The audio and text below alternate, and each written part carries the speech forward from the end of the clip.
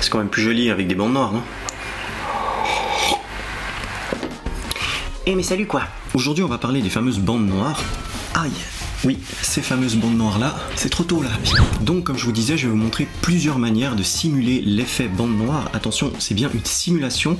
Je ne vais pas changer le format de la vidéo parce qu'il est aussi possible de changer le format de la vidéo en 21/9 au lieu de 16/9, ce qui fait que les bandes noires seront nativement tout le long de votre vidéo, mais vous pouvez pas jouer avec. Je vous montrerai quand même à la fin de la vidéo comment on fait pour mettre naturellement ces bandes noires sur vos vidéos. Alors la première méthode, c'est pas celle que je préfère, mais elle est inclue nativement dans Final Cut et c'est vraiment la plus facile à faire. C'est simplement d'ajouter l'effet letterbox sur votre rush ou simplement sur un adjustment layer. Mais pour commencer, première méthode, on se retrouve sur Final Cut. Donc vous allez sur effet, letterbox et vous glissez ça directement sur la vidéo. Vous changez le format en 2.35 et boum, voilà, vous avez votre letterbox sur votre plan. Si vous l'avez mis sur l'adjustment layer, il vous suffit simplement de tirer, de sélectionner les parties où vous voulez des bandes noires et vous aurez vos bandes noires tout le long. Je vous ai dit, la première méthode c'est la plus simple. Maintenant, la deuxième méthode, c'est celle que j'utilise le plus souvent. La deuxième méthode consiste à glisser une image transparente qu'on appelle PNG au-dessus de votre rush. Vous les trouvez sans problème sur Google. Moi, je vous ai mis un lien dans la description que vous pouvez télécharger. À l'intérieur, il y a deux sortes de bandes noires. Vous avez les bandes noires et les bandes blanches, si vous voulez changer un petit peu. Et il y a tous les formats, tout est déjà prêt. Ça commence à 720p et ça va jusqu'à 8K. Il vous suffit de choisir quel type de bande noire vous voulez et vous les glissez directement sur vos rushs. Donc pour faire cette méthode, il suffit de prendre son image transparente et de la mettre au-dessus du plan, comme ça. Ensuite il suffit d'ajuster un petit peu si c'est pas correctement aligné, il se peut que des fois les bandes noires soient un petit peu plus petites, donc il vous suffit de zoomer. Et voilà, une fois que vous avez correctement aligné vos trucs, vous avez vos bandes noires et vous pouvez décider quand vous voulez qu'elles apparaissent ou pas. Moi je l'utilise 90% du temps parce qu'elle est beaucoup plus créative, elle vous permet de faire des ouvertures ou des fermetures au début de la vidéo. Je vais vous montrer d'ailleurs maintenant comment je fais par exemple pour commencer une vidéo un peu style cinématique avec vos bandes noires qui prennent tout l'écran et qui s'ouvrent peu à peu. Donc pour commencer, vous avez vos bandes noires qui sont déjà placées, vous mettez au bout, vous allez sur titre, uni, sous générateur, vous prenez personnalisé en noir et vous le mettez au début de votre rush.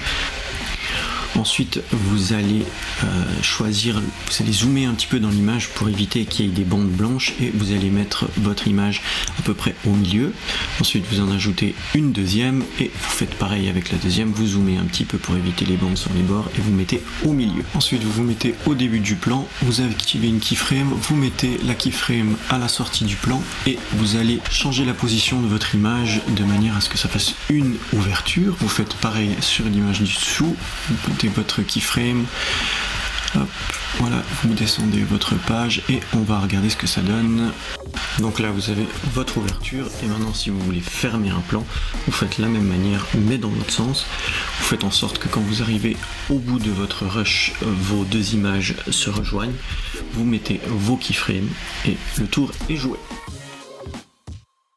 Ensuite, il n'y a plus qu'à vérifier que ça donne bien. Plus vos keyframes sont longues, plus l'ouverture et la fermeture sera longue. Si toutefois vous voulez faire du vrai 21/9 format cinéma, il y a une méthode toute simple pour ça et l'avantage c'est que votre vidéo elle s'adaptera parfaitement aux écrans, il n'y aura pas des bandes noires sur les côtés comme par exemple si vous regardez votre vidéo sur un smartphone. Je sais pas si vous avez déjà remarqué mais souvent quand vous regardez une vidéo par exemple sur votre iPhone, vous avez vraiment des petites bandes noires sur les côtés et si vous voulez que la vidéo soit bord à bord, vous devez zoomer dans l'image et ça franchement c'est pas ouf. Tandis qu'avec du vrai 21/9, l'image est parfaite bord à bord. Pour ce faire c'est tout simple, il suffit de créer un nouveau projet avec des réglages personnalisés. Sous vidéo, pour une vidéo en HD, il faudra mettre 1920 par 800 et si vous voulez du 4K, il faudra mettre 3840 par 1600. Et voilà, maintenant vous avez du vrai 21/9, mais encore une fois, si vous utilisez cette méthode, les bandes noires apparaîtront tout le long de votre vidéo et vous ne pourrez pas faire d'effet, par exemple les bandes noires qui arrivent ou qui repartent durant la vidéo. Et surtout, vous ne pourrez pas les enlever. Et voilà, maintenant tu sais comment faire cet aspect cinématique qui donne un look quand même plus cool à tes vidéos. J'espère que ce petit tuto vous a plu et si c'est le cas, n'hésitez pas à mettre un petit pouce en l'air et surtout à vous abonner à la chaîne pour pas louper les suivantes. Vous pouvez aussi partager cette vidéo, ça me permettra d'avoir peut-être un peu plus de visibilité que ce que YouTube offre aux jeunes créateurs. Et vous pouvez aussi me suivre sur Instagram qui s'affiche juste ici. Prenez soin de vous et moi je vous dis à bientôt pour un prochain tuto. Ciao!